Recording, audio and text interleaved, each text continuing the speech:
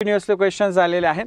चालू घडामोडी या सेक्शनच्या अंतर्गत बघा सगळ्यात अनप्रेडिक्टेबल, ओके, सगळ्यात अनप्रेडिक्टेबल सगळ्यात मोठा व्याप असलेला जे क्वेश्चन्स आहेत ते चालू घडामोडी, करंट अफेअर्स, काय येईल काय विचारलं जाईल याच्याबद्दल शाश्वती नाही। परंतु एक आहे, एक गोष्ट लक्षात ठेवा, ही शाश्वती नसेल तरी काय करता येतं आपल्याला, तर आपल्याला काही गोष्टी अशा असतात की मोजके जे क्वेश्चन्स आहे, यस हाय हाय बिलकुल हाय जसा यायला पाहिजे तुमचा टेम्पो, तुमचं पेशन्स, ओके।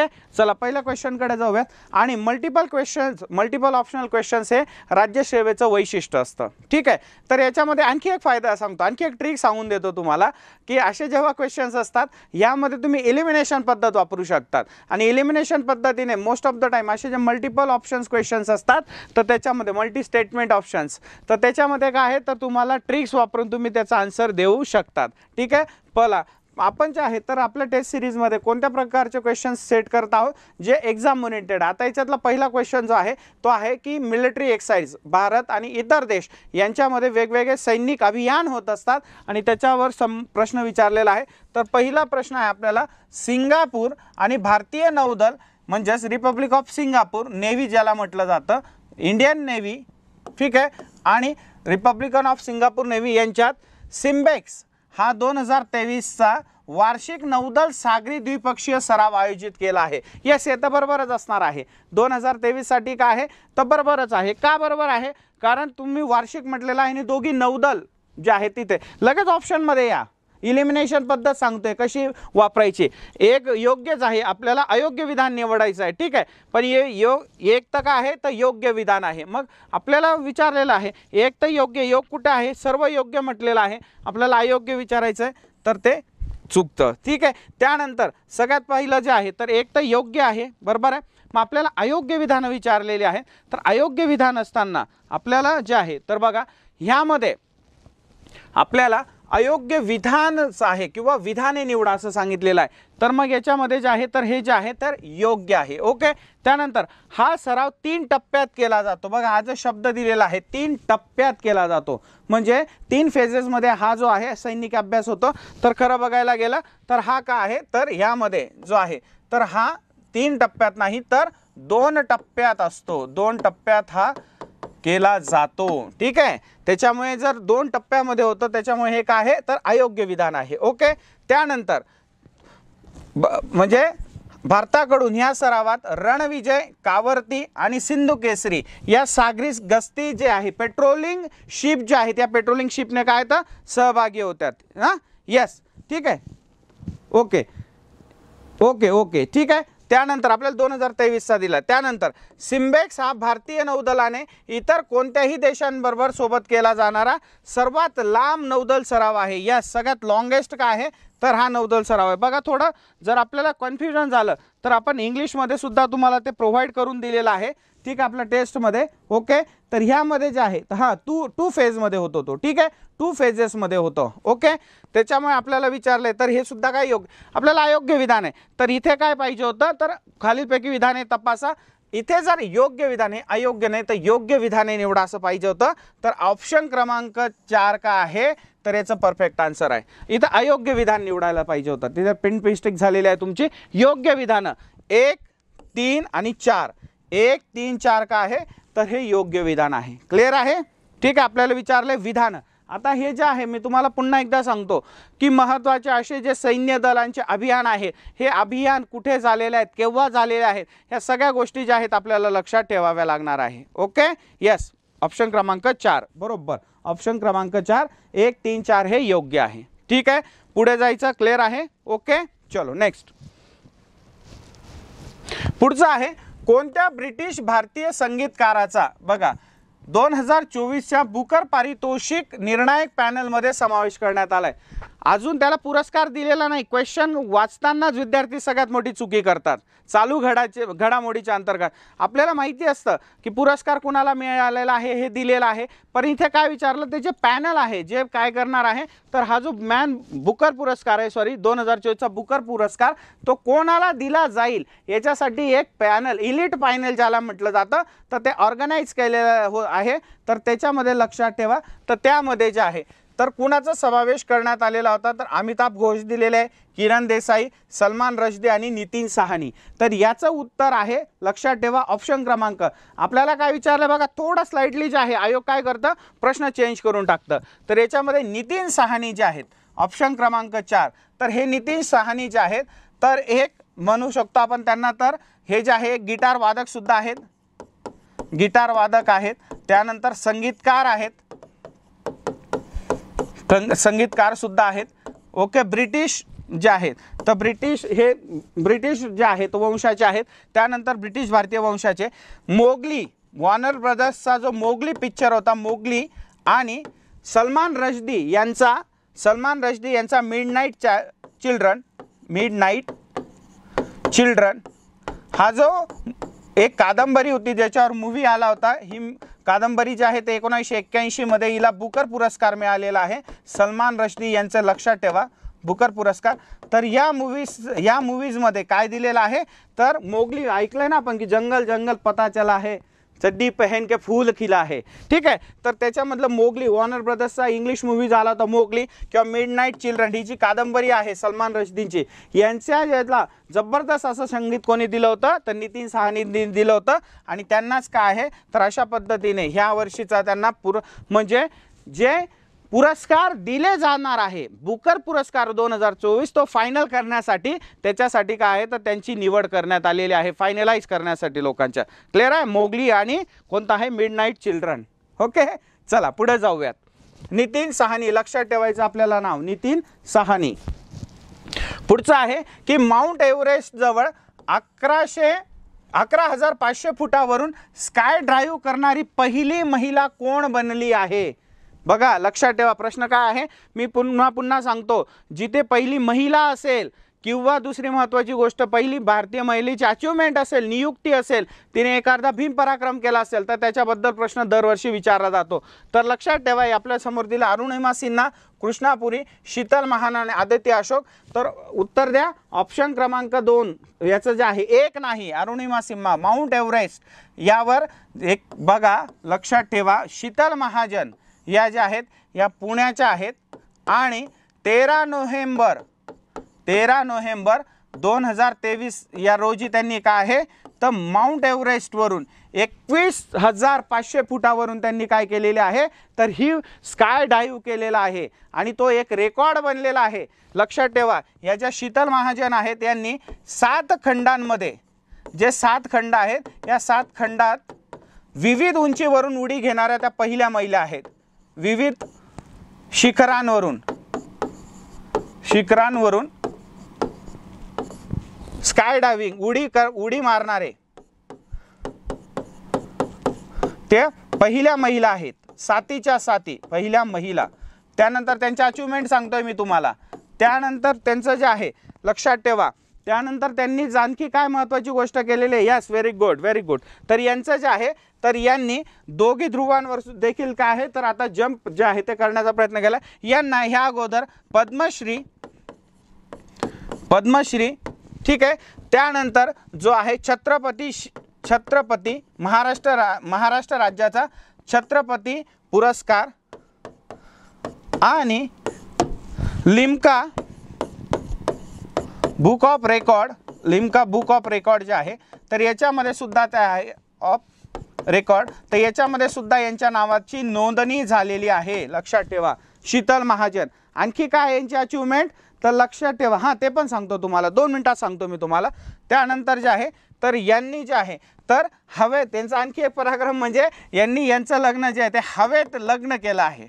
हवेत लग्न, कारण बघा, यांचं जे लग्न होतं ते स्काय डायव्हिंगच्या माध्यमातून त्यांनी लग्न केलेलं आहे, कारण त्यांचं स्वप्न, त्यांचं जे आहे पॅशनच ते आहे. ओके, यस, बिलकुल काय डायव्हिंग त्यांनी केलेलं आहे, आणि हवेतच लग्न करणाऱ्या त्या भारतीय महिला सुद्धा ठरल्या होत्या. अरुणिमा सिन्हा जे आहे, तर त्यांच्याबद्दल तुम्हाला जे आहे, तर एक गोष्ट मी सांगितली होती, हे जे उत्तर याचं शीतल महाजन आहे, परंतु अरुणिमा सिन्हा यांचा एक कहाणी सांगतो तुम्हाला. अरुणिमा सिन्हा जे आहेत, तर एक इन्स्पायर्ड गोष्ट आहे की आयुष्यामध्ये सगळ्या गोष्टी विरोधात जात असतील तरी पण आपण तिथे हिम्मत न हारणं, हे जे आहे ते कोणी शिकवलेलं आहे आपल्याला, तर अरुणिमा सिन्हा यांनी. अरुणिमा सिन्हा ज्या होत्या, एक ह्या ज्या आहेत तर खेळाडू होत्या, आणि त्या आहेत तर दिल्लीवरून दिल्लीवरून त्यांचं जे ठिकाण आहे किंवा गाव आहे बिहार, या ठिकाणी त्या जात असताना रेल्वेमध्ये दरोडेखोरांशी काय आहे तर यस, तर दरोडेखोरांना जे आहे तर त्यांच्याशी त्यांचं भांडण झालं, त्यांनी लुटण्याचा प्रयत्न केला. अरुणिमा सिन्हा यांना उचलून काय आहे तर त्या दरोडेखोरांनी किंवा चोरांनी रेल्वेच्या बाहेर फेकून दिलं, चालत्या रेल्वेतनं ढकलून दिलं. आणि दुर्दैवाने जे आहे तर त्यांचे दोघी पाय जे आहेत तर त्या रेल्वेच्या चाकाखाली येऊन ते तुटले, गँग्रीन झाला, दोन तुकडे झाले. आणि याच्या पुढे जे आहे तर ते जखमी, रात्रभर तिथे जखमी अवस्थेत पडल्या. सुदैवाने त्यांचा जीव गेला नाही. पुढे त्यांना हॉस्पिटलाइज करण्यात आलं आणि पुढे त्यांचे दोघी पाय जे आहेत ते कापण्यात आले. आणि जेव्हा त्यांना जाग आली बेशुद्धीतनं, तेव्हा त्यांना कळालं की काय झालेलं आहे तर आपली जी आहे तर आपल्याला चालता येणार नाही. आणि अशा पद्धतीने त्यांचं जीवन संपलं होतं. पण लक्षात ठेवा, दोन्ही पाय त्यांचे कट झालेले आहेत, कापले गेलेले आहेत रेल्वे अपघातामध्ये, परंतु खेळाडू आहेत भविष्यासाठी जे आहे तर अशा पद्धतीने त्यांनी चॅलेंज स्वीकारलं. आणि काही काळ जे आहे तर ते त्याच्यामध्ये नैराश्यात होत्या. पण 1 वर्षानंतर त्यांना वाटायला लागलं की अरे आता ही संधी जी आहे ते आपण तिचं सोनं करायला पाहिजे. आणि हळूहळू जे त्यांच्या प्रशिक्षकांसोबत ते काय करायला लागल्या तर त्या खेळायला म्हणजे पळायला लागल्या, चालायला लागल्या. हळूहळू प्रयत्न करून करून त्यांनी जे आहे कृत्रिम जे फूट म्हणतो आपण त्यांना, आर्टिफिशियल जयपूर फूट वापरून काय आहे तर त्यांनी भारतामध्ये केवळ एव्हरेस्ट जो आहे, दोघी पाय नसताना माउंट एव्हरेस्ट जे आहे तर त्यांनी काय केलेलं आहे तर त्यांनी खरं बघायला गेलं तर अशा पद्धतीने तिथे एव्हरेस्ट जो आहे तो सर केलेला आहे. अशा अरुणिमा सिन्हा, आपल्याला ते इन्स्पायर्ड गोष्ट आहे ती लक्षात ठेवायची आहे. याचा आन्सर आहे शीतल महाजन. क्लिअर आहे? चला पुढे जाऊया. पुढचं आहे की खालीलपैकी सहारा समूहाचे संस्थापक जे नेहमीच चर्चेत होते, ज्यांचे नुकतेच निधन झाले. बघा कोणत्या लोकांच्या याच्यावर प्रश्न विचारला जातो, ज्यांचं जे फेमस होते त्यांचं निधन झालेलं आहे, अशा ज्या फेमस व्यक्तिमत्व आहे त्यांच्या निधन असेल, नियुक्ती असेल, याच्यावर कंटिन्युअसली प्रश्न विचारले जातात. तर याच्यामध्ये बघा तर सहारा समुदायाचे जर बघायला गेलं तर याच्यामध्ये सुब्रतो राय जो आहे, हे सुब्रतो राय यांचा जस्ट मृत्यू झाला आहे. आणि सहारा समुदाय किंवा सहारा समुदाय जे आहे हे काय होतं तर एक मोठं असं भारतामधलं MLM मल्टी लेवल मार्केटिंग अशी कंपनी होती सहारा. तुम्ही जर क्रिकेटमध्ये जर बघितलं, यस क्रिकेटमध्ये बघितलं तर त्याचा जो लोगो असायचा, भारतीय क्रिकेट टीम असेल, भारतीय वुमन क्रिकेट टीम असेल, भारतीय हॉकी टीम असेल, ज्या वेगवेगळ्या टीम आहेत त्याच्यावर तुम्हाला सहारा याचं काय असायचा, सिम्बॉल असायचा. याचे जे संस्थापक होते ते होते तर म्हणजे सुब्रतो राय हे बिहारचे होते. आणि बिहारचे असतानाच त्यांनी इंडस्ट्रीमध्ये अशा पद्धतीने जो आहे तर जबरदस्त असा MLM मल्टी लेवल मार्केटिंग, ते म्हणता ना 3 और जोडो तुम्ही काय होऊन जाल, करोडपती होऊन जाल. ते जे MLM आहे अशा ह्या मार्केटिंगमध्ये त्यांनी ही मोठी अशी कंपनी उभी केली होती. आणि बिहारचे ते होते, लक्षात ठेवा, मेकॅनिकल इंजिनियर होते. आणि एक भारतामधले सक्सेसफुल जे आहे तर ते सुरुवातीला काय होते, एक सक्सेसफुल असे ते बिझनेसमॅन होते. परंतु त्यानंतर बघायला गेलं तर सहारा घोटाळा, याच्यातला सहारा घोटाळा प्रसिद्ध झाला. सहारा घोटाळा हा प्रसिद्ध झाला. जवळपास 94,000 कोटी 94,000 कोटी एवढा मोठा हा भारतातला का आहे तर हा घोटाळा होता सहारा कंपनीमार्फत झालेला. ओके. आणि याच्यामध्येच काय करावं लागलं तर सुब्रतो राय यांना जेलमध्ये राहावं लागलं काही काळासाठी. तर त्यानंतर जे आहे तर त्यांना डायबिटीस आणि हाय ब्लड प्रेशर याचे आजार जुळले. आणि मुंबईमध्ये नुकतंच त्यांचं वयाच्या 75व्या वर्षी काय आहे तर निधन त्यांचं मुंबईमध्ये झालेलं आहे. क्लिअर आहे? कोण आहे? सुब्रतो राय. ठीक आहे. ऑप्शन क्रमांक 1 सहारा समुदाय म्हणजे इंडस्ट्री. पुढे खाली दिलेल्या विधानांमधून अयोग्य विधान निवडायला सांगितले, आपल्याला अयोग्य विधान विचारलेलं आहे. ठीक आहे, लक्षात घ्या. तर बघा यामध्ये कोलकाता उच्च न्यायालयाचे माजी मुख्य न्यायाधीश न्यायमूर्ती प्रकाश श्रीवास्तव यांची न्यायमूर्ती AK गोयल यांच्या जागी राष्ट्रीय हरित न्यायाधिकरण, ज्याला नॅशनल ग्रीन ट्रिब्युनल, ठीक आहे असं म्हटलं जातं, त्याच्या अध्यक्षमधून नियुक्ती करण्यात आली. आता एक सांगू तुम्हाला काय आहे ते, ठीक आहे. ओके. तर याच्यामध्ये जर तुम्ही बघितलं तर ह्यामध्ये जर आपण बघितलं तर याच्यामध्ये त्यांनी एवढी माहिती दिलेली, आपल्याला डिटेलमध्ये माहिती दिलेली आहे. ओके. आता जिथे डिटेलमध्ये माहिती की काय आहे तर ते पहिले दिल्ली उच्च न्यायालयाचे मुख्य न्यायाधीश होते. त्यानंतर त्यांना काय आहे तर त्यांची AK गोयल यांच्या जागी NGT नॅशनल ग्रीन ट्रिब्युनलच्या ठिकाणी नियुक्ती करण्यात आली. हे बरोबर आहे. त्यानंतर पर्यावरण संबंधी, आता ग्रीन ट्रिब्युनल म्हटलेलं आहे. नॅशनल ग्रीन ट्रिब्युनल म्हणजेच काय, पर्यावरणाशी संबंधित आहे. तर पर्यावरण संबंधाशी संबंधित प्रकरणांचा जलद आणि प्रभावी निकाल देण्यासाठी राष्ट्रीय हरित न्यायाधिकरणाची स्थापना करण्यात आली. हे सुद्धा स्टेटमेंट काय योग्य आहे. Okay, yes. त्यानंतर पुढचं जे आहे, तर पुढे जर बघायला गेलं तर तर राष्ट्रीय हरित न्यायाधिकरणची स्थापना 2010 मध्ये झाली. हे सुद्धा योग्य स्टेटमेंट आहे. नॅशनल ग्रीन ट्रिब्युनलची स्थापना जी आहे, तर पर्यावरणाबद्दल जेही कायदे असतील त्यांची योग्य अंमलबजावणी आणि त्याच्याबद्दल जे असं म्हणू शकतो जे नियम आहेत ते, किंवा त्याच्याबद्दल जे प्रभावी अशा काय आहेत तर गोष्टी आहेत, म्हणजे ज्याचं आपण उल्लंघन म्हणतो पर्यावरणाच्या कायद्यांचं, त्याच्याबद्दल जे आहे निकाल देण्याचं काम NGT देत असतं. आणि लास्ट आहे की NGTचे मुख्यालय मुंबई येथे आहे. तर हे स्टेटमेंट काय आहे, चुकीचं आहे. तर NGT आहे नॅशनल ग्रीन ट्रिब्युनल, हिचं जे मुख्यालय आहे तर ते दिल्ली येथे आहे, न्यू दिल्ली किंवा दिल्ली इथे ते आहे. त्याच्यामुळे आपल्याला विचारलेलं आहे कोणता अयोग्य आहे, तर ऑप्शन क्रमांक 4 हे काय असणार आहे, त्याचं परफेक्ट असणार आहे. Yes yes. हेडक्वार्टर कुठे आहे, तर NGTचं तर हेडक्वार्टर लक्षात ठेवा ते असणार आहे नवी दिल्ली इथे. क्लिअर आहे. यस. ओके. हा छोट्या छोट्या ब्रांचेस आहेत त्यांच्या. ओ यस. हायक्वार्टर ठीक आहे, मुख्यालय म्हटलेलं आहे, त्याच्या ब्रांचेस विचारलेला नाही आपल्याला. Okay, yes, very good.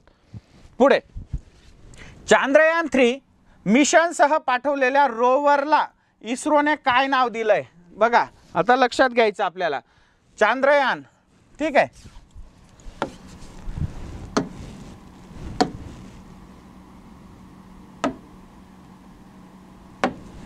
Mission Chandrayaan, science take जे आहे त्याच्याशी संबंधित मिशन चांद्रयान जे ऑगस्ट महिन्यामध्ये सक्सेसफुल झालेलं आपल्याला दिसून येतं ऑगस्टमध्ये. तर ह्यामध्ये जे आहे तो रोवर सोडण्यात आला. आता रोवर जो आहे, यस, तर प्रज्ञान जो आहे तर हा रोवर आहे. रोवर म्हणजेच काय, तर तिथलं जे आहे मूवमेंट जे आहे ते कॅप्चर करणार आहे. तर हा जो रोवर आहे प्रज्ञान, याचं जे वजन होतं बघा, वजन होतं पृथ्वीवर, याचं वजन जे होतं ते आहे 2.27 kg आणि चंद्रावर याचं जे आहे तर चंद्रावर याचं वजन 3.26 kg झालं. म्हणजेच आपण एक गोष्ट लक्षात ठेवायला पाहिजे की ज्या वस्तूचं वजन पृथ्वीवर काय असतंय, तर आपण असं म्हणू शकतो की त्याच्यामध्ये जे आहे नाही 2.27 kg, त्याच्यावर चंद्रावर काय होतं तर त्याचं वजन वाढत असतं. ठीक आहे, अशा पद्धतीने जे आहे त्याचं वजन. आणि हा जो प्रज्ञान रोवर आहे, या प्रज्ञान रोवरने काय करायचं आहे तर तिथलं कॅचअप आहे. ऑगस्ट महिन्यामध्ये हा सक्सेसफुली काय तर चंद्राच्या, आपण असं म्हणू शकतो की चंद्राच्या पृष्ठभागावर सक्सेसफुली ते उतरलं आणि तिथले छायाचित्र देण्याचं काम जे आहे तर प्रज्ञान रोवरने. यस, व्हेरी गुड, बरोबर आहे. 2.70 kg पृथ्वीवर वजन होतं, चंद्रावर गेल्यानंतर त्याचं वजन किती झालं आहे 3.25 kg झालेलं आहे. कोणतं आहे विचारलेलं, तर आपल्याला लक्षात ठेवायचं आहे तर प्रज्ञानचा अर्थ काय होतो, ज्ञान. प्रज्ञानचा अर्थ होतो ज्ञान, म्हणजे जे चंद्रावर वेगवेगळ्या गोष्टी आहेत त्याचं ज्ञान, त्याची सगळी माहिती कुठे आहे आपल्याला पोचवायची, ही कुणाची आहे तर ते सांगितलेले आहे आपल्याला. तर हे प्रज्ञानने दिलेले आहे. आणि हे रोवर काय आहे तर ते चांद्रयान 3 सोबत पाठवलेलं आपल्याला दिसून येतं. क्लिअर आहे. यस यस, बरोबर. पुढचं आहे कोणत्या भारतीय वंशाच्या लेखकाची वेस्टर्न लेन ही कादंबरी जे आहे बुकर पुरस्कार 2000 साठी निवडण्यात आलेली आहे किंवा निवडण्यात आली होती. लक्षात ठेवायचं आपल्याला, बुकर पुरस्कार असेल त्याच्यासाठी नॉमिनेटेड आणि भारतीय असतील तर ती गोष्ट आपल्याला काय लक्षात ठेवायची आहे तर ती आपल्याला महत्त्वाची अशी ठेवायची. ओके, तर त्यामध्ये बघा, तर त्यामध्ये आपल्याला दिलं सौम्या स्वामीनाथन, प्रीती बाथम आणि चेतना मारू आणि कृतिका सेन. तर याचं उत्तर आहे चेतना मारू. ह्या ज्या आहे ब्रिटिश भारतीय वंशाच्या या लेखिका आहेत.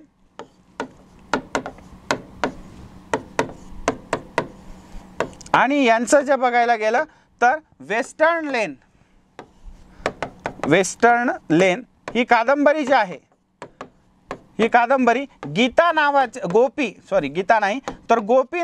जी मुलगी आहे तर गोपी नावाचं एक कॅरेक्टर आहे, गोपी नावाच्या मुलीच्या आयुष्यावर लिहिलेली आहे. लिखाण आहे यामध्ये, तिच्या आयुष्याची कुटुंबासंबंधित असलेले सुख दुःख ह्या गोष्टी याच्यामध्ये मेन्शन केलेल्या आहेत. ठीक आहे, यस.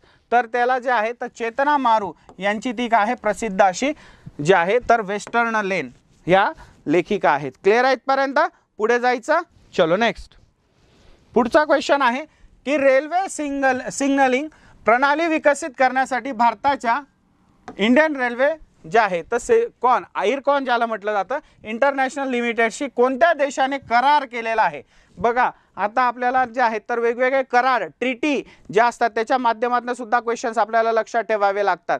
मग त्याच्यातला एक बेस्ट क्वेश्चन असा आहे की भारतामध्ये जी रेल्वे आहे, आता इतिहासाच्या क्वेश्चनमध्ये आपण पाहणारच आहोत, तर भारतीय रेल्वे जी आहे तर तिची सिग्नलिंग प्रणाली ही एशिया खंडामधली टॉपची आहे, नंबर 1 आहे. आणि त्याच्याशी संबंधित आपल्याला प्रश्न विचारला गेलेला आहे की त्याच्यामध्ये कोणत्या देशाशी आपण हे सिग्नलिंग जे आहे तर ती आणखी व्यवस्थित करण्यासाठी किंवा सुधारवण्यासाठी त्याच्यामध्ये जर आहे तर कोणता देश आहे तर श्रीलंका. ऑप्शन क्रमांक 3 श्रीलंका या देशाशी नुकताच आपण जो आहे तो करार केलेला आहे इरकॉन.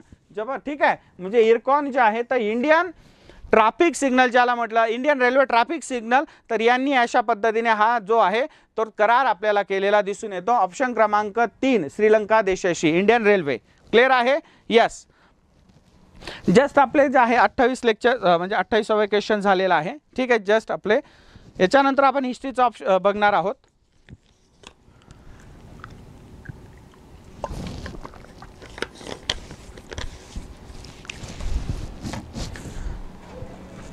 चला पुढचं बघूया.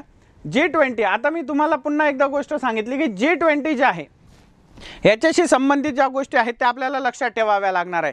कारण भारतामध्ये यावर्षी 2023चं जे अध्यक्षपद किंवा जे शिखर संमेलन झालं G20चं ग्रुप ऑफ 20 19 देश आणि 20वे जे आहे युरोपियन युनियन यांचा मिळून काय असतो G20 हा जो आहे तो ग्रुप बनतो. आणि ह्या G20 मध्ये एक गोष्ट आपल्याला लक्षात ठेवायची आहे की जगामधल्या जवळपास 80% अर्थव्यवस्था ह्या G20 देशांमध्ये आहे. जगामधली 70 ते 75% लोकसंख्या ह्या G20 देशांमध्ये राहते. आणि एकूणच जगाचं जे आहे तर अर्थसंकल्प असतील किंवा जगातल्या सगळ्या गोष्टी ज्या G20शी संबंधित आहे. यावर्षी भारतामध्ये नवी दिल्ली इथे काय झालेलं आहे तर ही शिखर परिषद किंवा शिखर संमेलन किंवा पिनॅकल समिट ज्याला आपण म्हणतो तर ती पार पडलेली आहे. आणि त्याची थीम विचारली आपल्याला तर त्याची विचारलेली होती थीम, तर ती आहे की थीम असते ना दरवर्षी, तर भारतात यावर्षी नवी दिल्ली इथे ही काय आहे तर पार पडली. लक्षात ठेवा नवी दिल्ली येथे ही पार पडलेली आहे भारतात मध्ये यावर्षी 2023ची. आणि याची जी थीम होती ती होती एक पृथ्वी एक कुटुंब एक भविष्य. यस, प्रगती मैदानवर. बरोबर काय आहे ही त्याची थीम होती. थीम म्हणजेच काय महत्त्वाच्या अशा ज्या गोष्टी असतात तर त्याच्यामध्ये आपण असं म्हणू शकतो की तिथे आपल्याला दिलेलं असतं की आपण त्याच्यामध्ये काय करायचं आहे तर त्याचं मोटो काय आहे त्याचं नाव काय दिलं जातं. तर ह्या वेळेचा उद्देश होता ते म्हणजे एक पृथ्वी एक कुटुंब एक भविष्य. आणि लक्षात ठेवा अमिताभ कांत जे होते तर याचे शेर्पा होते.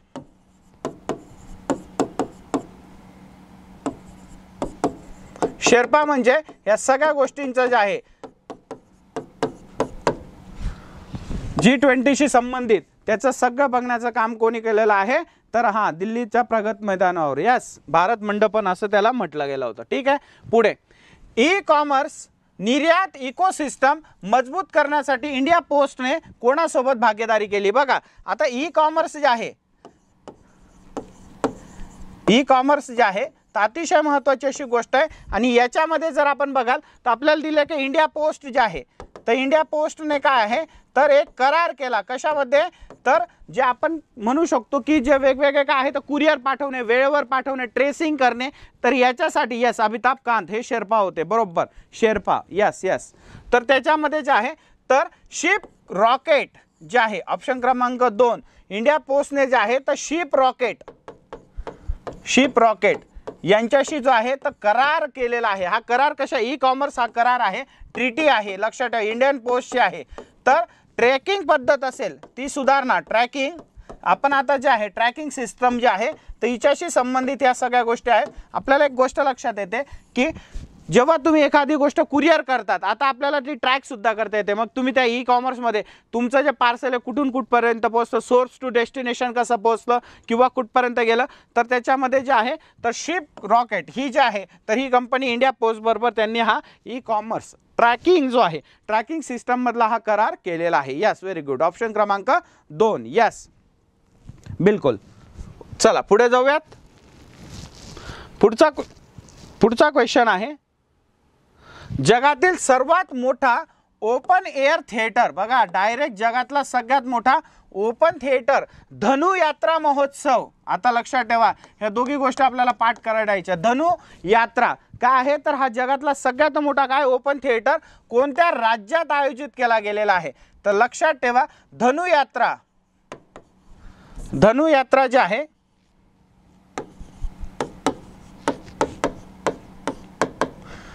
हा काय आहे तर एक महोत्सव आहे. यामध्ये जे आहे तर ह्यामध्ये कला विश्वाशी संबंधित कला विश्व, कलाकार या त्यांच्या कला सादर करत असतात. यस, आणि याच्यामध्ये जे आहे तर लक्षात ठेवा तर हा जो आहे तर यावर्षी ओडिशा राज्यामध्ये किंवा ओडिशा राज्यामध्ये काय आहे तर तो ओडिशा राज्यामध्ये तो ह्यावेळेस संपन्न झाला जानेवारीमध्ये. ओके, तर काय असतं जवळपास याच्यामध्ये असं आहे की 35,000 जे आहे तर सर्व क्षेत्रातले क्षेत्रातील कलाकारांनी काय आहे तर त्यांची कला दाखवण्यासाठी काय आहे तर त्यांनी प्रदर्शित केलेले आहे याच्या माध्यमातून. यस, ऑप्शन क्रमांक 2 Bargarh Orissa. Yes, very good. Orissa राज्यामध्ये ते संपन्न झालेलं आहे. क्लिअर आहे. यस, जगातले ओपन थिएटर म्हणजेच ना जगातले हा महोत्सव आहे. आता ओपन थिएटर म्हणजेच काय तर जसे जे मोठमोठाले कार्यक्रम आपण काय करतो बंदिस्त ठिकाणी पाहतो, एखाद्या ब्लॉकमध्ये पाहत असतो, एखाद्या जे आहे तर त्याच्यामध्ये आपण असं म्हणू शकतो की बंदिस्त जागेमध्ये. ओपन म्हणजे जे आहे तर मोकळा, जसं जत्रा वगैरे असते ना मोठी जत्रा, तर ती जी आहे तर अशा पद्धतीने जे आहे तर हा धनु यात्रा हा महोत्सव ओडिसामध्ये पार पडलेला आहे. क्लिअर आहे. पुढे दिलेल्या विधानांपैकी योग्य विधान आपल्याला निवडायला सांगितलं. योग्य विधान सांगितलेलं आहे तर बघा जागतिक ॲथलेटिक्स दिन जो आहे तर 2023 मध्ये म्हणजे दरवर्षी ॲथलेटिक्स दिन 2023 मध्ये 7 मे रोजी तो काय करण्यात आला साजरा करण्यात आला. आणि दरवर्षी जे आहे तर लक्षात ठेवा 7 मे हाच दिवस काय आहे तर वर्ल्ड ॲथलेटिक्स डे म्हणून साजरा केला जातो. यस, बरोबर आहे. हे विधान काय आहे तर योग्य आहे. लक्षात ठेवायचं आपल्याला हे विधान सुद्धा योग्य आहे. 7 मे काय आहे तर जागतिक ॲथलेटिक्स डे म्हणून साजरा केला जातो. बरोबर आहे. योग्य विधान सांगितलं आपल्याला. बघा या दिवसाचा मुख्य उद्देश, आता उद्देश काय असणार आहे याच्यामधून कॉमन सेन्स आहे की नाही, आपल्याला याच्यात खूप डोकं लावण्याचं रॉकेट सायन्स आहे का, खूप जास्त प्रचंड विचार करण्याची आवश्यकता आहे का, नाही, तर खेळ आहे. आणि खेळाची भावना काय असते तर विद्यार्थी जे आहेत तर यांना काय आहे तर त्यांना खेळामध्ये त्यांचा रस निर्माण करणं, त्यांचा जो आहे तर मानसिक शारीरिक विकास घडून आणले आणि खेळाबद्दल त्यांच्या मनामध्ये एक जागृती निर्माण करणे हे कार्य असतं. तर बघा या दिवसाचा मुख्य उद्देश मुलांमध्ये फिटनेसबद्दल म्हटलं मी तुम्हाला, ठीक आहे.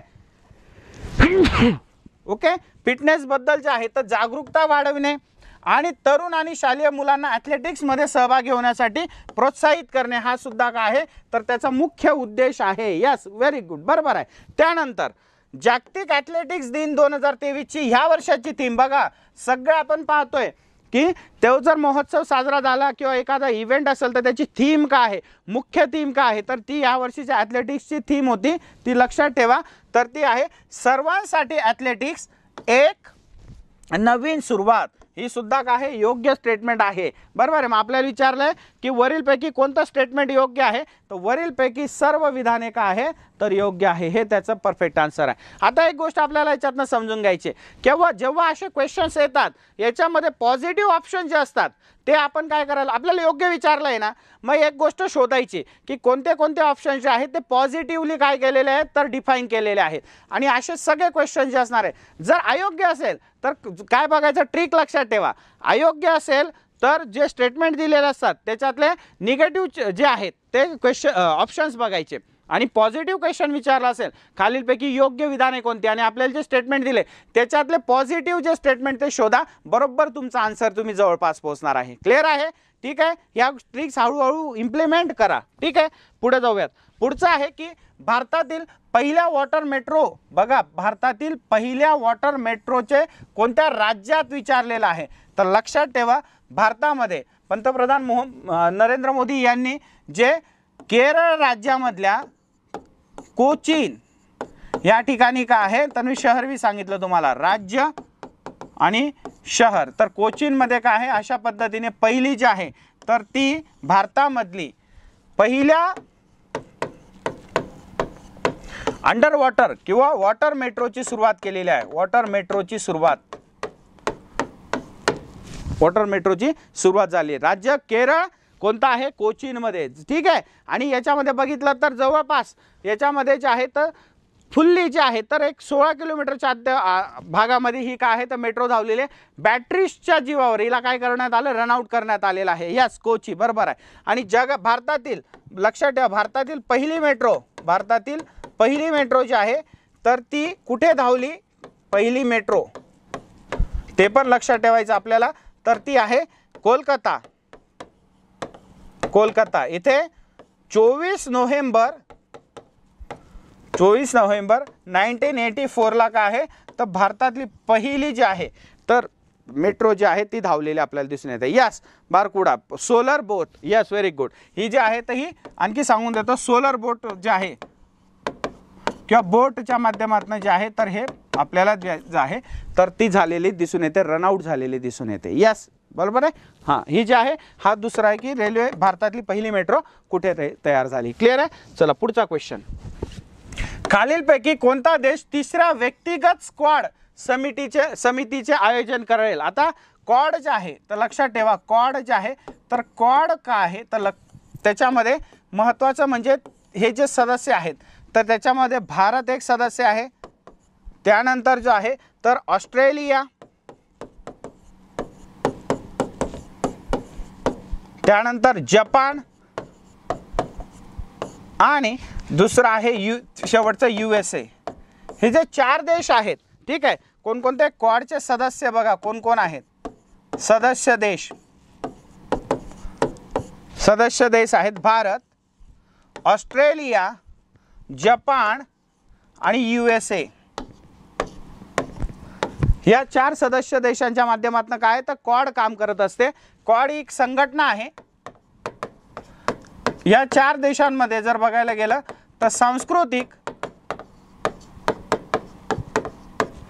आर्थिक, राजकीय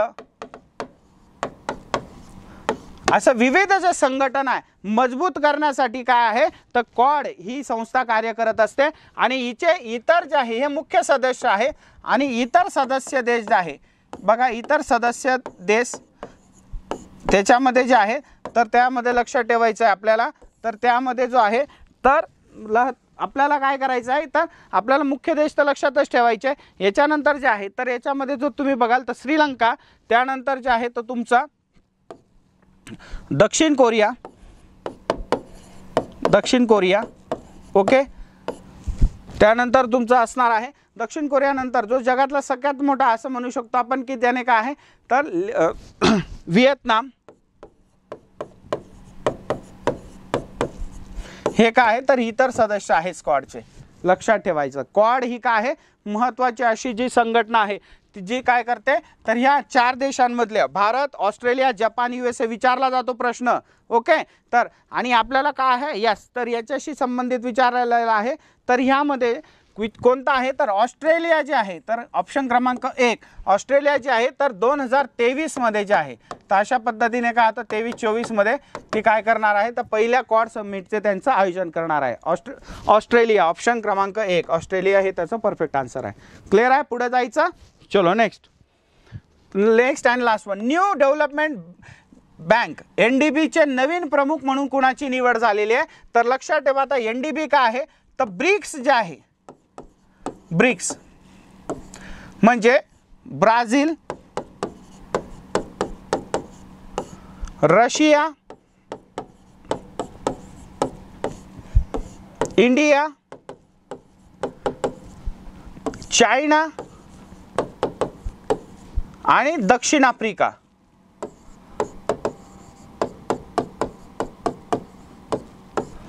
तर ही ब्रिक्स जी संघटना आहे तर ती यांचे सदस्य आहे. ब्रिक्स ही संघटना आहे, याचं मुख्यालय शांघाय जपान इथे, मुख्यालय जे आहे तर ते चीन इथे आहे, चीन मधल्या शांघाय येथे. ओके, क्लिअर आहे. यस.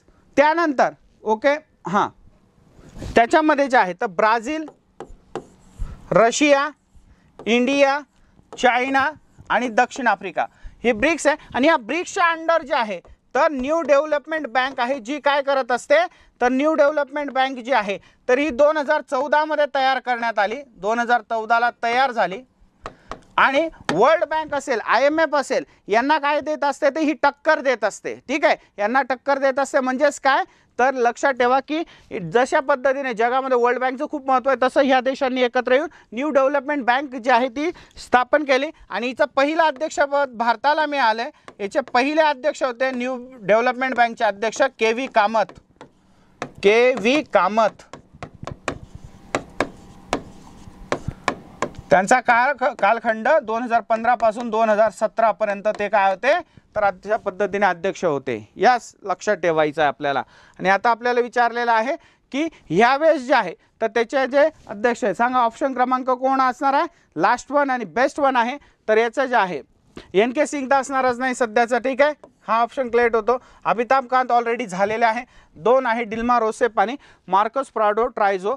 तर लक्षात ठेवायचं आहे तर ऑप्शन क्रमांक 2 डिल्मा रोसेफ जे आहेत तर त्या काय झालेल्या आहे न्यू डेव्हलपमेंट बँक ऑफ किंवा ब्रिक्सच्या ज्या अंतर्गत येते NDB तिचे ते काय आहे तर असं म्हणू शकतो आपण अध्यक्ष झालेले आहे. ठीक आहे, क्लिअर आहे. बघा चालू घडामोडी अंतर्गत जे आहे तर सगळे ऑप्शन्स जे आहेत सगळे क्वेश्चन आपण डिटेलमध्ये बघून घेतलेले आहेत. बघा त्याच्याबद्दल सगळ्या माहिती तुम्हाला इथे अवेलेबल करून दिलेलं आहे. ठीक आहे, चला पुढे जाऊयात. ते म्हणजे हिस्ट्री. आउट ऑफ मार्क्स देणारा सब्जेक्ट म्हणजे इतिहास. ठीक आहे, तर इतिहासाशी जे आहे चालू घडामोडीमध्ये मला वाटतं कोणतेही तुम्हाला काय नसेल, कन्फ्युजन नसेल, सगळं डिटेल आहे. पुढे जायचं.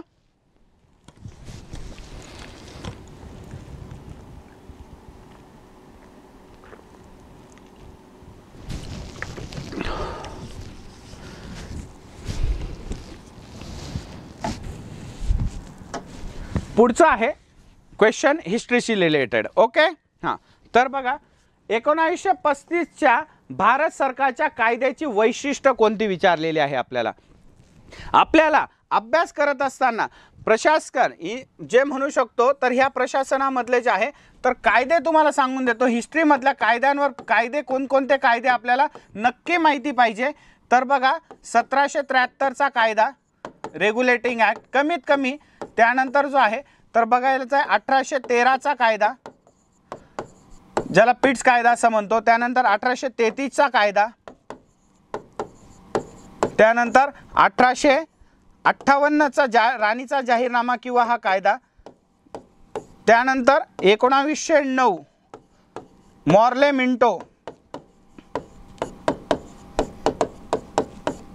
1919 त्याचा 1919 मॉन्टेगू चॅम्सफोर्ड.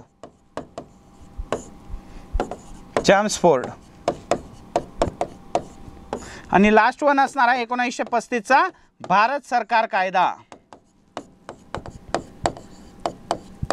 हे जे कायदे आहेत ना हे तुम्हाला लक्षातच ठेवायचे आहे. त्याच्यामध्ये स्पेसिफिक आपल्याला 1935चा कायदा सांगितलेला आहे. आणि लक्षात ठेवा 1935चा जो कायदा आहे याच्यामधल्या कमीत कमी जे आहेत तर जवळपास जे आहे तर 50पेक्षा जास्त पर्सेंटेज जो आहे जसा कॉपी पेस्ट आपली जी राज्यघटना आहे तिच्यामध्ये या कायद्यातनं घेतल्या गेलेला आहे. म्हणून असं विचारलं जातं की 1935च्या कायद्याअंतर्गत सर्वात जास्त कायदे कशामध्ये दिसतात, भारतीय संविधानमध्ये आपल्याला दिसतात. ठीक आहे, आपल्याला विचारलंय तर अखिल भारतीय संघराज्य निर्मिती जी आहे याची झालेली आहे. तर यस, अखिल भारतीय संघराज्य जे आहे इंडियन फेडरेशन याची निर्मिती जी आहे तर ती 1935च्या कायद्याने करण्यात आली. यस, ऑप्शन क्रमांक 1 बरोबर आहे. आता जे आहे याच्यामध्ये अ जिथे नाही आहे ते आपल्याला इलिमिनेट करायचं, परंतु इथे सगळ्याच ठिकाणी काय आहे तर अ ऑप्शन आहे. त्यानंतर प्रांतांना स्वायत्तता देण्यात आली. यस, प्रांतांना जे आहे तर 1935च्या कायद्यानंतर काय आहे तर सोव्हर्जिनिटी देण्यात आली. काही महत्त्वाचे जे कायदे होते त्याच्यानुसार काय आहे तर त्यांना पॉवर जे आहे ते वाढवून देण्यात आल्या आणि याच्या पद्धतीने याच कायद्यानुसार 1937 मध्ये काय आहे तर सार्वत्रिक निवडणुका घेण्यात आल्या. काही प्रांतांमध्ये सार्वत्रिक निवडणुका झालेल्या आहे आणि या निवडणुकांमध्ये काय आहे तर आपण असं म्हणू शकतो की काँग्रेसने, इंडियन नॅशनल काँग्रेसने काय आहे तर भरभक्कम असं यश प्राप्त केलेलं आहे. त्यानंतर मर्यादित स्वरूपात जबाबदार शासन पद्धती देण्यात आली. यस, काही पद्धतीने तुम्हाला काय आहे तर प्रांतांमध्ये प्रांतीय स्वायत्तता देण्यात आली ना, त्याचा अर्थ काय होतो की तुम्हाला काही हक्क जे आहे तर त्याच्यामध्ये तुम्हाला काय आहे तर जबाबदार शासन पद्धती म्हणजे केंद्रात जे आहे तर त्याच्यामध्ये द्विगृही असेल, त्यानंतर द्विगृही सदस्य जे असतील किंवा सदन चालू केलेले, त्यानंतर जे 1919च्या कायद्यानुसार प्रांतामध्ये द्विदल शासन पद्धती होती तिचाच काय आहे तर पुढे ती केंद्रामध्ये काय करण्यात आली, इंट्रोड्यूस करण्यात आली. हे सुद्धा 1935च्या कायद्याचं महत्त्व आहे. त्यानंतर हे बघा, केंद्र प्रांतात वैधानिक विषयांची आता विभागणी करण्यात आली. आता वैधानिक विभागांचीच म्हणजे काय, समवर्ती सूची आपण बघतो ना आजही भारतामध्ये आहे तर समवर्ती सूची, त्यानंतर राज्य सूची आणि केंद्र सूची अशा काय आहे तर या सूचींमध्ये लिस्टमध्ये स्टेट लिस्ट, कॉन्कन लिस्ट आणि जे आहे तर सेंट्रल लिस्ट याच्यामध्ये काय आहे तर कायदा करण्यासाठी वेगवेगळ्या विषयांची विभागणी करण्यात आली. ठीक आहे, हे सुद्धा काय आहे तर योग्य आहे.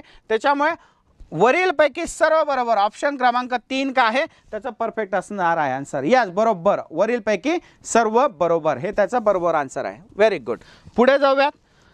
पुढचं आहे योग्य विधान किंवा विधाने सांगा किंवा निवडा. आपल्याला दिलेलं आहे स्टेटमेंटमध्ये. ठीक आहे, चला तर त्याच्यामध्ये जे आहे यस, समवर्ती सूची, राज्य सूची आणि जे आहे तर केंद्र सूची. बरोबर, ठीक आहे. त्यानंतर 16 एप्रिल 1853 रोजी बोरीबंदर मुंबई ते ठाणे या 20 मैल जवळपास 34 किलोमीटर अंतर असणाऱ्या मार्गावर भारतातील तसेच एशियातील काय आहे तर पहिली रेल्वे धावली. बरोबर आहे, भारतातील आणि एशियातील पहिली रेल्वे जी आहे ती कुठे धावलेली आहे तर 16 एप्रिल 1835ला जे आहे तर बोरीबंदर मुंबई तर ठाणे या दरम्यान 34 किलोमीटर धावली. हिला जे आहे तर 3 इंजन लावले होते. एक होतं ते म्हणजे सुलतान, एक होतं सिंध आणि एक साहिब.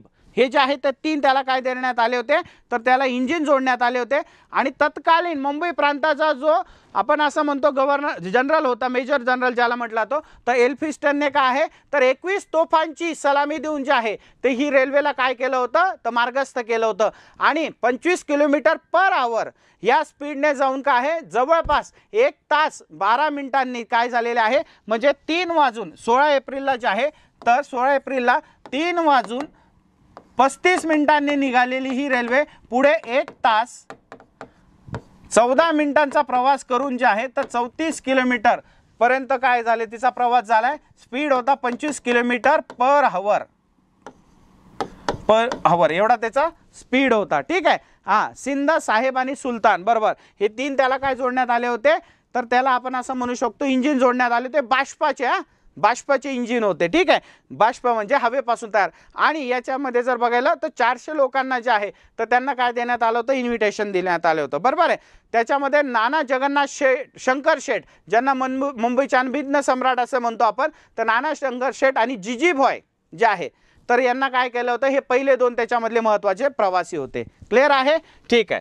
त्यानंतर जगातली पहिली रेल्वे जी आहे तर ती इंग्लंडमध्ये जी आहे तर बाष्पाच्या ताकदीने धावलेली आहे. तर लक्षात ठेवा 1804 मध्ये जे आहे तर तिचा जो आहे तर तो सुरुवात झालेली आहे.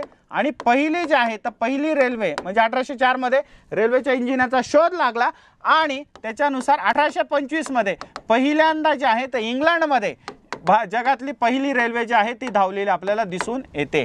क्लिअर आहे. ओके. त्यानंतर रॉबर्टसन समितीच्या शिफारसीने 1905 मध्ये रेल्वे मंडळ जे आहे स्थापन करण्यात आले. हे सुद्धा योग्य आहे. रॉबर्टसन समिती बघा, समिती जी आहे त्या पण लक्षात ठेवावं लागणार आहे. तर त्या समितीने काय तर 1905 मध्ये रेल्वे बोर्ड जे आजही आहे तर हे रेल्वे बोर्ड स्थापन करण्यात आलं आणि 1925 मध्ये अर्थसंकल्प रेल्वेसाठी सेपरेट तयार करण्यात आलेला आहे. ही सुद्धा गोष्ट महत्त्वाची आहे. ठीक आहे. त्यानंतर भारतात जे आहे तर लक्षात ठेवा, ऑप्शन द्यायचा आहे तुम्हाला, तर भारतात जे आहे तर रेल्वेची उभारणी व विकास जो आहे एल्फिन्स्टनच्या काळात झाला. आता हा जो क्वेश्चन आहे हा थोडा ट्रिकी आहे. बघा आपल्याला माहिती आहे की लॉर्ड डलहौसी काय होता, डलहौसी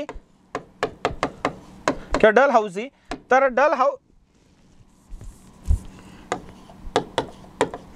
याच्या काळामध्ये बरोबर याचा कालखंड आहे तर आपण असा काय पकडतो तर 1849 ते 1856 पर्यंतचा. ठीक आहे, तर हा त्याचा कालखंड आपण कन्सिडर करतो. तर याच्या काळामध्ये पहिली रेल्वे चालू झालेली आहे बरोबर आहे.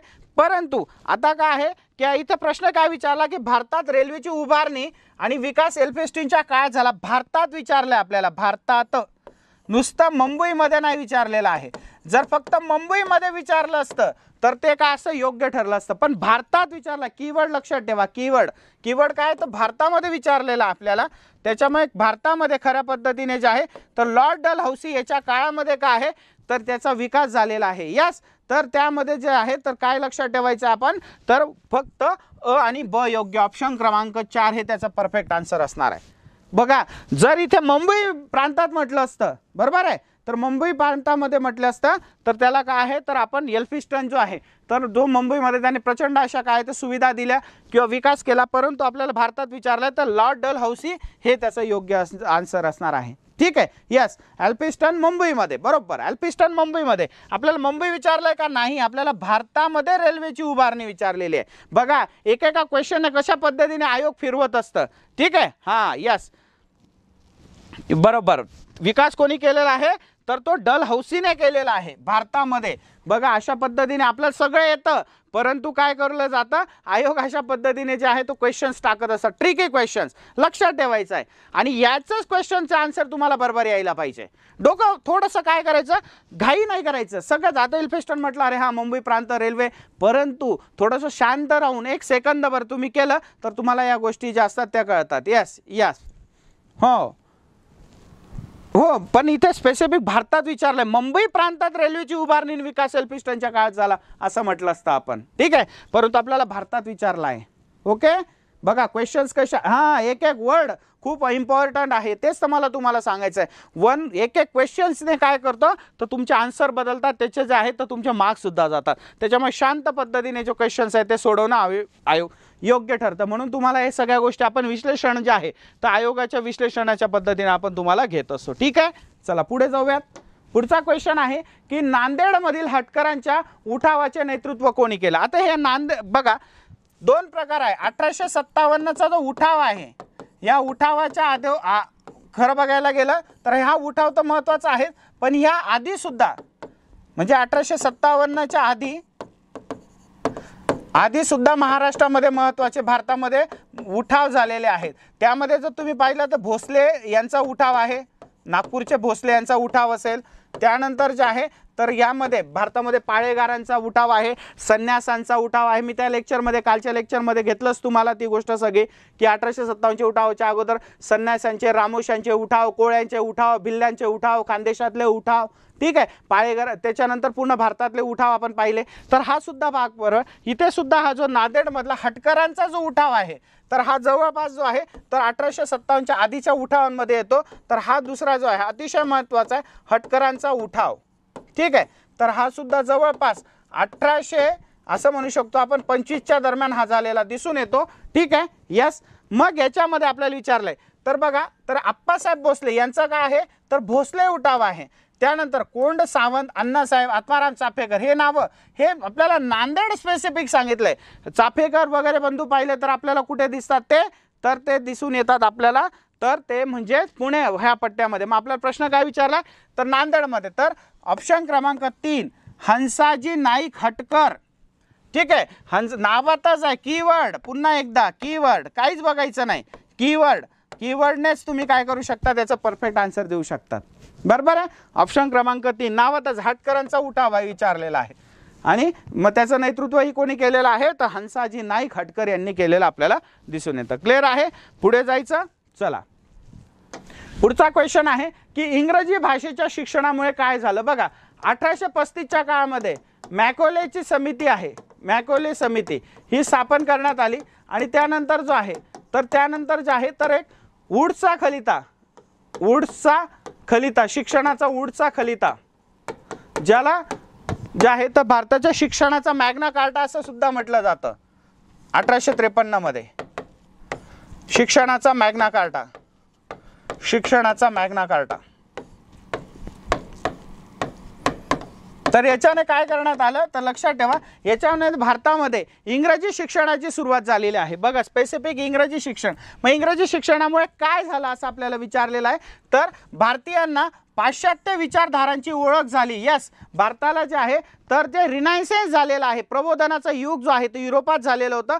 तर त्याची जी माहिती आहे ती भारतीयांना झालेली आहे आपल्याला दिसून येते. आणि त्याच्यामुळे काय आहे तर ह्या विचारांचे, पाश्चिमात्य विचार म्हणजे नवीन संशोधन, वैज्ञानिक दृष्टिकोन, ह्या सगळ्या विचारांचा जो आहे तर भारतीयांना त्याची माहिती झाली, हे सुद्धा योग्य आहे. त्यानंतर भारतीयांमध्ये आधुनिक विचारांचा प्रसार करण्यास इंग्रजी भाषेमुळे मदत झाली 100%. काय आहे तर त्याच्यामध्ये जे आहे तर भारतीयांमध्ये जर बघायला गेलं तर आधुनिक विचारांचा प्रसार करण्यास इंग्रजीचं भलं मोठं काय झालंय, इंग्रजीचा फायदा झाला. त्यानंतर हे सुद्धा इंग्रजी भाषा हे संपर्काचे व विचारांच्या आदान प्रदानाचे माध्यम बनले, हे चुकतं आहे. संपर्काचे व फक्त विचारांचं व्यवस्थित योग्य होतं, संपर्काचं नाही का, कारण आपल्याकडे शिक्षणाचंच प्रमाण तेव्हा कमी होतं. बरोबर आहे. मग शक्यच नाही आहे की तुम्हाला इंग्रजी शिक्षण जे आहे त्या अशा पद्धतीने त्याच्याशी तुमचा संबंध येणार आहे. त्याच्यामुळे जे आहे तर फक्त ऑप्शन क्रमांक 3 हे त्याचं काय असणार आहे, योग्य उत्तर असणार आहे. ऑप्शन क्रमांक 3 लक्षात ठेवायचं आहे. ठीक आहे. इंग्रजी शिक्षणामुळे झालेले भारतीयांच्या जीवनामधील हे महत्त्वाचे बदल आहेत. क्लिअर आहे. पुढे जाऊयात.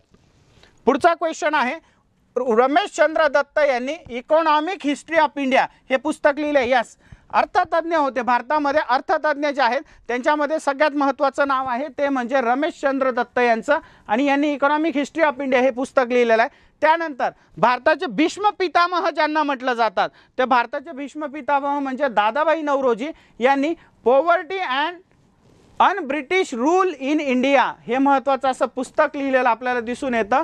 ठीक आहे. या पुस्तकाच्या माध्यमातूनच त्यांनी काय आहे तर इंग्रजांचा जो आहे तर त्याच्यामध्ये आपण असं म्हणू शकतो की संपत्ती निस्तारणाचा सिद्धांत त्यांनी मांडलेला आहे. ठीक आहे. हे सुद्धा योग्य आहे. मग अयोग्य काय आहे तर दादाभाई नौरोजी यांनी 5 वेळा भारतीय राष्ट्रीय काँग्रेसचं अध्यक्षपद भूषवलं असं म्हटलंय. तर 5 वेळा नाही तर किती, तर 3 वेळा जे आहे, 3 वेळा काय आहे तर ते भारतीय इंडियन नॅशनल काँग्रेसचे काय होते तर इंडियन नॅशनल काँग्रेसचे ते अध्यक्ष होते 3 वेळा.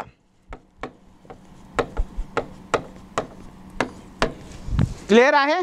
दादाभाई नौरोजी 3 वेळा अध्यक्ष. यस, आपल्याला विचारलं योग्य, तर मग लक्षात काय येईल तर ऑप्शन क्रमांक 2, ऑप्शन क्रमांक 2 हे त्याचा परफेक्ट आन्सर असणार आहे. बरोबर आहे. बरोबर. दरडोई उत्पन्न 20 रुपये. Yes, very good. दरडोई उत्पन्नाची पहिल्यांदा जे आहे ते मोजमाप जे आहे ते दादाभाई नौरोजी, ज्यांना भीष्म पितामह असंही म्हणत असतो आपण, तर त्यांनी केलेलं आहे. त्याच्यामुळे ते 5 वेळा नाही तर 3 वेळा काय आहे तर ते इंडियन नॅशनल काँग्रेसचे अध्यक्षपद त्यांना प्राप्त झालेलं आहे. त्याच्यामुळे ऑप्शन क्रमांक 2 हे त्याचं परफेक्ट उत्तर आहे. पुढे जाऊयात. खालीलपैकी कोणी यांनी 14 डिसेंबर 1931 रोजी बंगालमध्ये जिल्हा मॅजिस्ट्रेट CGB स्टीव्हन्स यांच्यावर गोळ्या झाडून त्यांना ठार केलं. तर बघा, तर हे जर बघाल तर हे जे आहे तर हे सगळे बंगालचे क्रांतिकारक आहे. बंगाल क्रांतिकारक सगळ्यांचे नावं तेच आहे. तर क्रांती पर्व जे आहे, भारताचं जे क्रांती पर्व आहे त्या क्रांती पर्वामधले हे महत्त्वाचे असे जे आहेत तर जवळपास लक्षात ठेवा आपल्याला, हा क्रांती पर्व कोणता होता तर 1919 ते म्हणजे तसं तर तुम्ही 1905च पकडू शकतात, पण 1915 पासून ते 1945 पर्यंतचा जो, किंवा स्पेसिफिक धरायला गेले तर 1935 पर्यंतचा जो कालखंड आहे हा काय म्हटला जातो तर हा क्रांती पर्व असं म्हटला जातो. आपल्याला माहिती वेगवेगळ्या क्रांतिकारकांनी त्यांच्या माध्यमातून केलेलं आहे. त्याच्यामध्ये हिंदुस्तान सोशलिस्ट रिपब्लिक असोसिएशन असेल. ठीक आहे. त्यानंतर जे आहेत तर चंद्रशेखर आझाद, त्याच्यानंतर भगतसिंग, सुखदेव राजगुरू, त्यानंतर विष्णू गणेश पिंगळे जे गदरचे महत्त्वाचे असे भारतातले काय होते महाराष्ट्रातले जे महत्त्वाचे सदस्य होते. त्यानंतर तुम्ही जर बघाल तर असे वेगवेगळे जे आहेत त्याच्यामध्ये विदा सावरकर आहेत. जर बंगालमध्ये गेले तर सूर्यसेन जे आहेत तर त्यांच्या माध्यमातून जे आहे तर या क्रांतीच्या लोकांनी क्रांतीच्या माध्यमातून जे आहे तर भारतीय स्वातंत्र्य लढ्यामध्ये योगदान दिलेलं आहे. आपल्याला स्पेसिफिक प्रश्न विचारला आहे की या जिल्हा मॅजिस्ट्रेटला जे आहे तर कोलकात्यामधला जो आहे तर लक्षात ठेवा शांती घोष आणि सुनीता चौधरी ऑप्शन क्रमांक 1 या शाळकरी विद्यार्थिनी होत्या. तर यांनी काय केलेलं आहे तर असं म्हणू शकतो आपण यांनी जे आहे तर त्याला गोळ्या घालून त्याला ठार केलेलं आपल्याला दिसून येतं. क्लिअर आहे. यांच्यामध्ये जर तुम्ही बघाल तर कल्पना दत्त, प्रीतिलता वड्डेदार, सूर्यसेन हे सुद्धा काय बंगालमधले मोठे क्रांती पर्व जे आहेत किंवा क्रांतिकारकांचे नाव आपल्याला दिसून येतात. क्लिअर आहे. चला पुढे जाऊयात. पुढचा आहे की संशोधक समाजाच्या संदर्भात, संशोधक नको पाहिजे, सत्यशोधक पाहिजे. सत्यशोधक समाजाच्या बाबतीत सत्यशोधक समाजाच्या बाबतीत निश्चितपणे बरोबर झालेले विधान आपल्याला विचारलेलं आहे. लक्षात ठेवायचं आपल्याला सत्यशोधक समाजाच्या संदर्भात निश्चितपणे बरोबर असलेले जे विधान आहे. चला याचं उत्तर आहे हे संशोधक नाही सत्यशोधक आहे.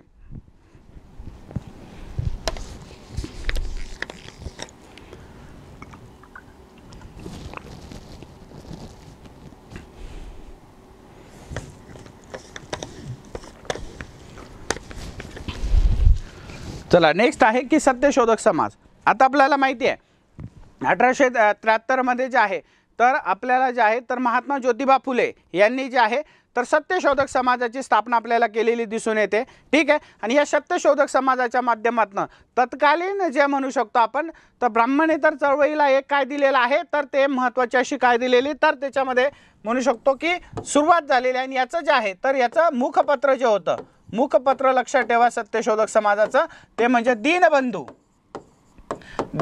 जे आहे दिनकरराव जवळकर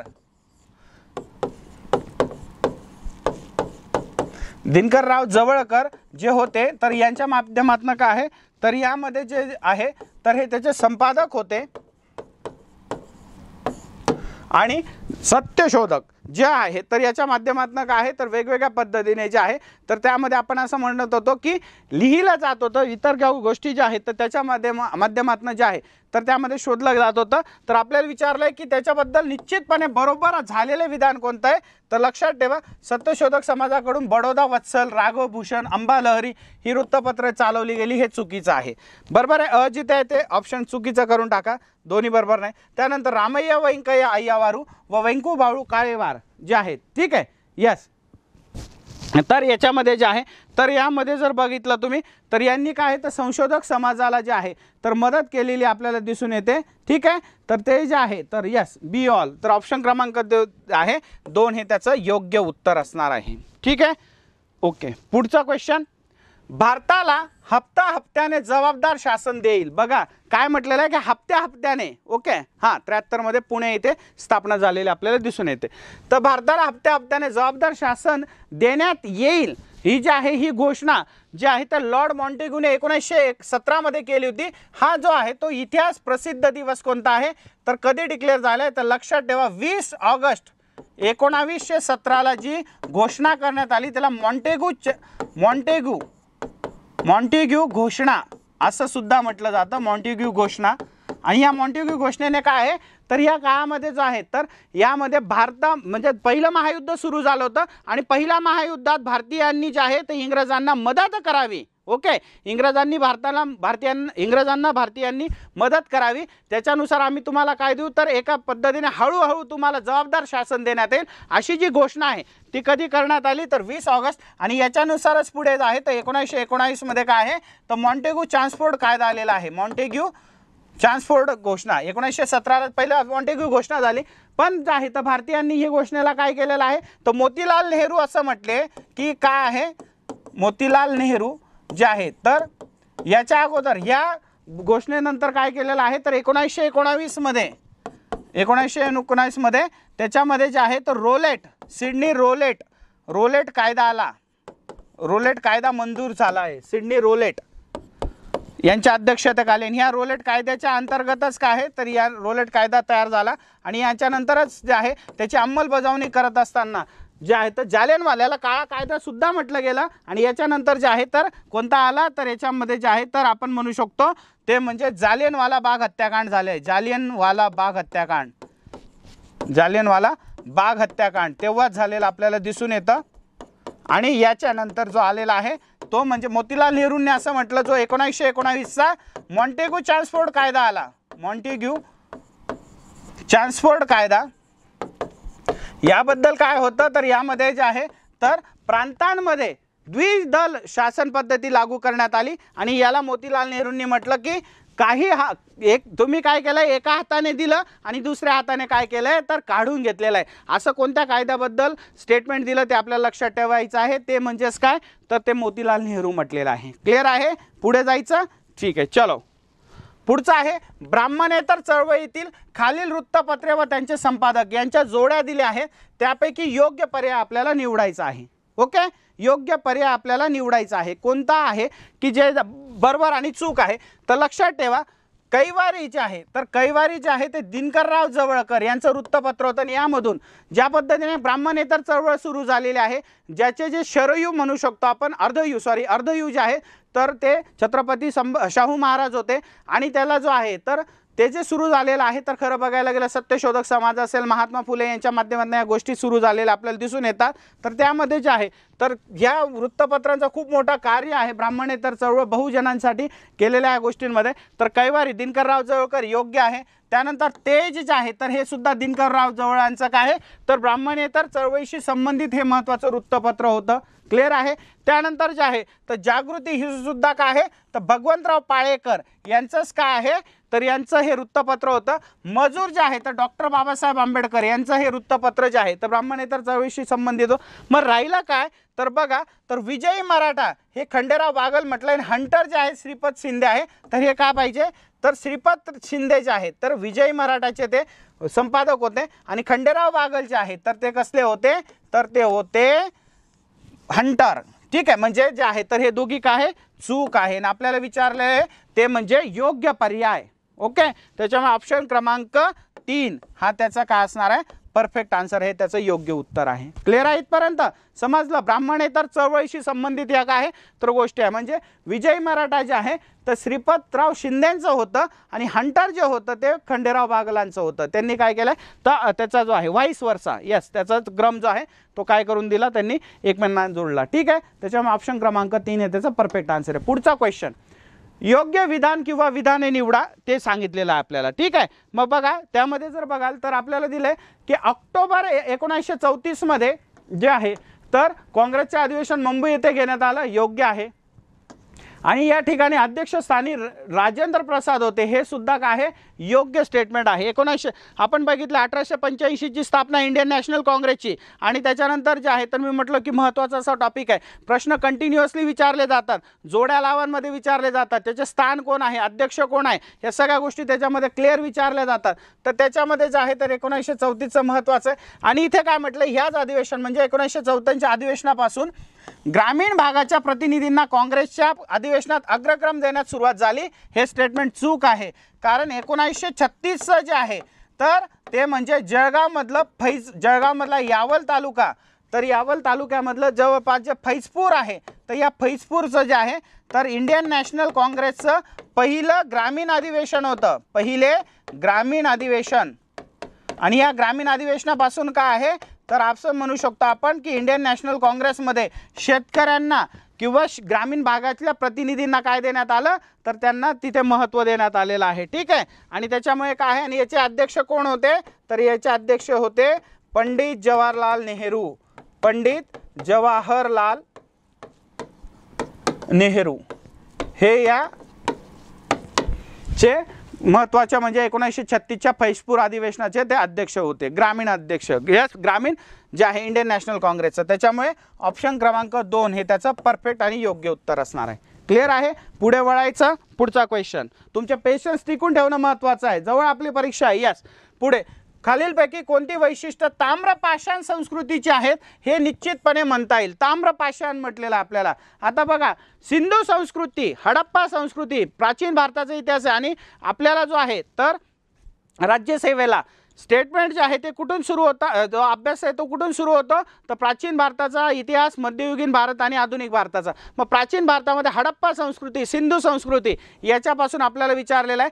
तर ताम्रपाषाण जे आहे तर ताम्रपाषाण संस्कृतीचं आपल्याला विचारलं आहे. तर यामध्ये जे आहे तर या संस्कृतीत विविध प्रकारची मातीची भांडी वापरली जात होती. आपल्याला जे आहे तर शोध जे लागलेले आर्किओलॉजिकलच्या सिस्टमने तर मातीची भांडी आहे तर यांचा काय आहे तर बिलकुल हे जे आहे तर ताम्रपाषाण हे लक्षात ठेवा. कुणाच्या कोणत्या सिंधू संस्कृती नाही तर ताम्रपाषाण. ठीक आहे, त्याला काय म्हणू शकतो आपण, त्याच्याशी संबंधित विचारलेला आहे. त्यानंतर घरे मातीच्या विटांनी अथवा तंट्यांनी किंवा मातीने लिंपलेली असत, हे सुद्धा योग्य स्टेटमेंट आहे. जे घरं असेल त्यांची जे बांधकाम होतं तर त्याचं जे छप्पर होतं, छप्पर ज्याला म्हणतो आपण, तर त्याचं कशाचं होतं ते होतं तर ते मातीच्या किंवा विटांनी अथवा तट्ट्यांनी, तट्ट्यांनी म्हणजे ज्या काय आहे तर आपण असं म्हणू शकतो जो झालपाडा असतो त्याच्याने ते झाकलेली होती. ठीक आहे, यस. आणि त्यानंतर दिलेलं आहे ह्या संस्कृतीत लोकांना भाजलेल्या विटांचा परिचय होता, हे स्टेटमेंट चुकीचं आहे. जर भाजलेल्या विटांच्या त्यांना परिचय राहिला असता, भाजलेल्या विटा, अग्नीचा शोध आणि त्याच्यानंतर भाजलेल्या विटा, तर त्यांनी काय केलं असतं तर त्यांच्या घरा जे आहे तर इथे साध्या विटा म्हटल्या मित्रांनो, मातीच्या विटा म्हटल्या, भाजलेल्या विटा किंवा तंट्यांनी बांधलं असतं का नाही तर भाजलेल्या विटांनी मजबूत असं बांधलं असतं. त्याच्यामुळे ऑप्शन क्रमांक 3 हा काय आहे चुकीचा आहे. त्याच्यामुळे ऑप्शन काय येईल अ आणि ब, ऑप्शन क्रमांक 2 हे त्याचं योग्य उत्तर असणार आहे, ऑप्शन क्रमांक 2. यस, क्लिअर आहे. हो, आयोग प्रश्न तुम्हाला इतके इझी विचारत नाही. राज्यसेवा ही शेवटी, बरोबर आहे ना. क्लास 1 अधिकारी बनणार आहात तुम्ही. तुमची डिसिजन मेकिंग आणि तुमचं जे आहे सडनली जे आहे तर तुमची डिसिजन घेण्याची जी पद्धत आहे तिच्यावर ते डिपेंड असणार आहे. यस, ठीक आहे. अ आणि ब फक्त योग्य आहे, क नाही. ठीक आहे तसं ते क्वेश्चन्स असतात असं नाही, आन्सर असतं असं नाही. पुढे हडप्पा संस्कृती. हडप्पा संस्कृतीच्या संदर्भात दिलेल्या विधानांपैकी योग्य विधान आपल्याला कोणतं आहे, कोणते आहेत ते विचारलेलं आहे. ठीक आहे, तर सांगितलंय की मांडा म्हणजे जे जम्मू काश्मीरमधलं जे आहे तर ह्या सर्वात उत्तरेकडील हडप्पा संस्कृतीचा भाग होता. त्यानंतर दायमाबाद जे महाराष्ट्रात होता हा सर्वात दक्षिणेकडील हडप्पा संस्कृतीचा भाग होता. तर लक्षात ठेवा, याचं उत्तर सांगतो तुम्हाला. तर याचं जे आहे तर बरोबर आहे की हडप्पा संस्कृती जी आहे, हडप्पा संस्कृती जी होती तर हिचा विस्तार जो आहे भारतामध्ये उत्तरेला जास्त होता, उत्तर भारतामध्ये. तर यामध्ये बघा तर याचा जो आहे तर उत्तरेत काश्मीरमध्ये मांडा या शहरापर्यंत, त्यानंतर इकडे जर गेले तुम्ही तर आजचा जो पाकिस्तान आहे, आजच्या पाकिस्तानच्या सुतकानगेंदोर, बलुचिस्तान, पाकिस्तानमधला सुतकानगेंदोर, सुतकानगेंदोर या शहरापर्यंत. पूर्वेला गेले तर यूपी मधला आज आलमगीरपूर आहे, आलमगीरपूर याच्यापर्यंत आजचं यूपी मधलं. आणि महाराष्ट्रातलं दक्षिणेतलं जर बघितलं हा पूर्वेचा आहे, पूर्वेचा विस्तार, हा उत्तरेचा विस्तार, हा दक्षिणेचा विस्तार. ठीक आहे, आणि त्यानंतर यस त्यानंतर जे आहे तर दक्षिणेमध्ये बघाल तर दक्षिणेमध्ये जे आहे तर महाराष्ट्रातलं जे दायमदाबाद आहे, महाराष्ट्रातलं श्रीरामपूर वगैरे जो भाग आहे, ठीक आहे नगरचा, तर ही जी आहे तर हडप्पा संस्कृतीचा काय होता विस्तार असा होता. बरोबर आहे. यस, त्याच्यामुळे ऑप्शन काय दिलेला आहे आपल्याला ते बघायचं आहे. हडप्पा संस्कृती लक्षात घ्या. तर त्यामध्ये जर बघितलं तर तुमच्या लक्षात येईल क्वेश्चन. तर दायमदाबाद महाराष्ट्र योग्य आहे. त्यानंतर मांडा जम्मू काश्मीर बरोबर आहे. सुतकानगेंदोर पश्चिम आणि पूर्वेला आलमगीरपूर. त्याच्यामुळे ऑप्शन क्रमांक 2 दोन्ही बरोबर हे त्याचं परफेक्ट आन्सर असणार आहे. क्लिअर आहे, बरोबर आहे. चलो नेक्स्ट. खालीलपैकी विधानांची सत्यता तपासा आणि योग्य पर्याय निवडा. दिल्ली जवळील मेहरौली या गावात कुतुब मिनार जवळ असलेल्या लोहस्तंभावर चंद्रगुप्त दुसरा याच्या पराक्रमाचे वर्णन कोरलेलं आहे. लक्षात ठेवा, जवळपास जो कुतुबुद्दीन ऐबक होता याने कुतुब मिनार सुरू केलेला, बांधायला सुरुवात केला आणि नंतर तो इल्तुमिशने पूर्ण केला. तर त्याच्या काळापासून म्हणजे 11व्या-12व्या शतकापासून तर आज 1000 वर्ष झाले मेहरौली इथे लोहस्तंभ आहे. ह्या लोहस्तंभाला जर तुम्ही बघितलं तर त्याच्यामध्ये एक गोष्ट लक्षात येईल तुम्हाला, आजही त्याला गंज वगैरे लागलेला नाही. ठीक आहे, गंज वगैरे लागलेला नाही. आणि याच्यामध्ये जर तुम्ही बघाल तर याच्यामध्ये जे वर्णन आहे तर ते कुणाचं आहे तर चंद्रगुप्त दुसरा याचं वर्णन आहे. त्यानंतर उदयगिरी येथील शैव लेणीतील लेखात चंद्रगुप्त दुसरा याच्या दिग्विजयाचे वर्णन दिलेलं आहे. तर आणखी एक लक्षात घ्या, तर हे जे आहे उदयगिरी हे जे आहे तर 3 ठिकाणी आहे, सेम नाव आहे. एक जे आहे राजगीर, हे जे आहे आता इथे विचारलं आपल्याला उदगीर, हे पहिलं उदगीर जे आहे ते MP मधलं जे आहे तर विदिशा जिल्ह्यात आहे, विदिशा या ठिकाणी आहे. म्हणजे 13 किलोमीटर सांची स्तूपापासून 23 किलोमीटर जे आहे तर विदिशा इथे काय आहे तर हा उदयगिरी गुफा आहे. इथे जवळपास जर बघायला गेलं तर 20 गुफांचा समूह आहे, 20 गुफा आहेत तिथं.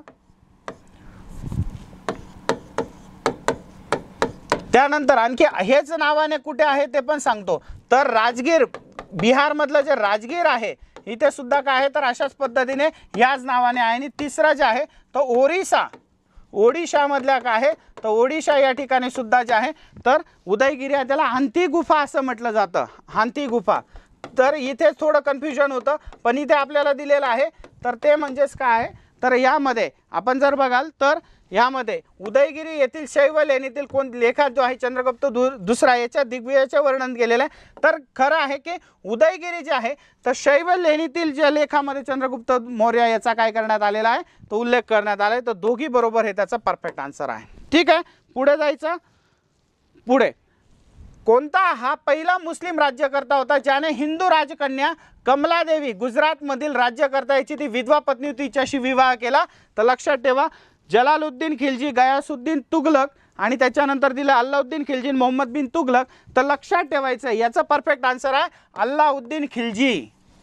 काय आहे? अल्लाउद्दीन खिलजी. आपल्याला माहिती आहे ना पद्मावत वगैरे, तर हा अल्लाउद्दीन खिलजी जो आहे हा 12व्या शतकामध्ये हा दिल्ली सल्तनतीमध्ये आलेला आहे खिलजी घराण्यामधला. आणि स्वतःचा जो काका आहे जलालुद्दीन खिलजी याचं त्याने काय केली, हत्या केली आणि स्वतः जो आहे तर तो तिथला सम्राट बनला.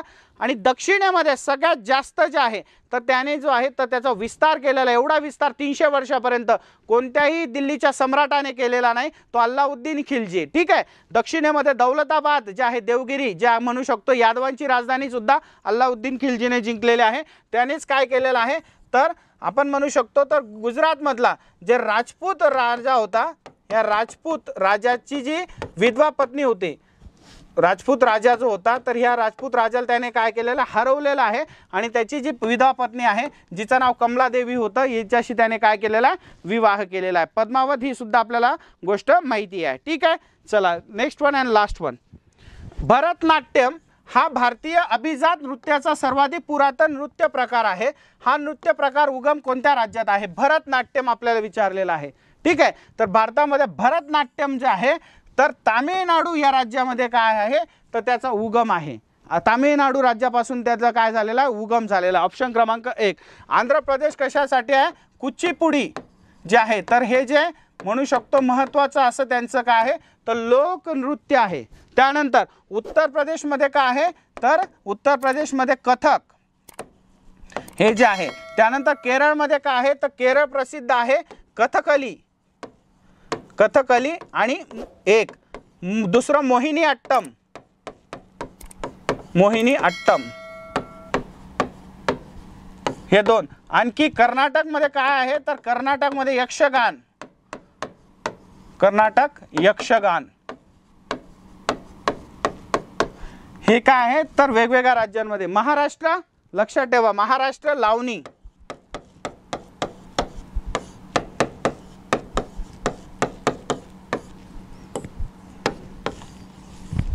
ओके, हे जे आहेत तर हे काय आहे तर महाराष्ट्रामधले सगळे काय आहे प्रसिद्ध असे जे आहेत तर आपण असं म्हणू शकतो की भारतातले हे काय आहे तर वेगवेगळे जे आहे नृत्य प्रकार हे लक्षात ठेवायचं आहे. महाराष्ट्राचा कोणता आहे तर लावणी. सध्या काय आहे तर आपल्याला माहिती गौतमी पाटील हे नाव तुम्हाला सगळ्यांना माहिती आहे, तो ती लावणी करते का कोणता म्हणजे नृत्य करते हे सगळ्यांनी ज्याचं त्यांनी ठरवायचं आहे. परंतु जेव्हा अशा जोड्या लावामध्ये काय केलं जातं तर अशा पद्धतीने जे प्रश्न आहेत ते आपल्याला विचारले जातात. क्लिअर आहे.